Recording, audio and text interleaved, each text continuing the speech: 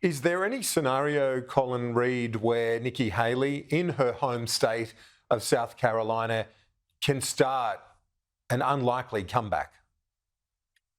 The polls show her down right now, but here's a couple of things going in her favor. Number one, nobody has ever faced Donald Trump one on one in a Republican primary.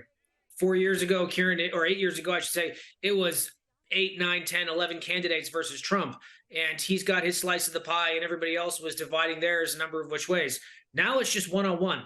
And that's an entirely different ballgame because anybody out there who wants someone other than Donald Trump, they've got one home to go to, and it's Nikki Haley. The second is there is still 3 weeks to go. Three weeks in politics is dog years, let alone in Trump years Exactly. because of everything he's got going on. So anything can happen. And look, if it were a bygone, if everything was a foregone conclusion, why bother to have the election? So stranger things have happened. She's a talented candidate. She's in her home state. She's won there twice before as governor. It'd be a mistake to completely write her off. Yeah, indeed. Certainly got the energy and a great communicator in her own right.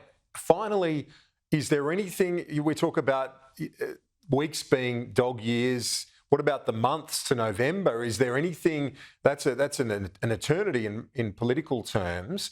Is there any scenario in which you see Biden tapping the mat and allowing a younger, more potent alternative to come through and contest for the Democratic Party?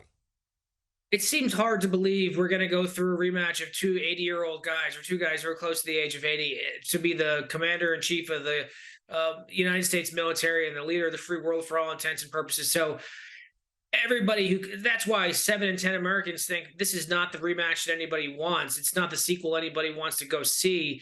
So look, anything's possible. I'm a Republican. I don't really understand the machinations on the Democratic side, but at some point, whatever you think of Joe Biden's policies, whatever you think of his principles, whatever you think he's trying to do, at some point, Americans have eyes and they can deduce for themselves that he's Yes. just not up for the job. And that's the challenge he faces.